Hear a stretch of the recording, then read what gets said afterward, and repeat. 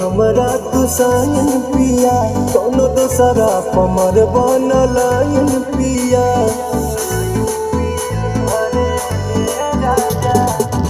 इहना केहू के हमार वाला हक हो हर के जात हई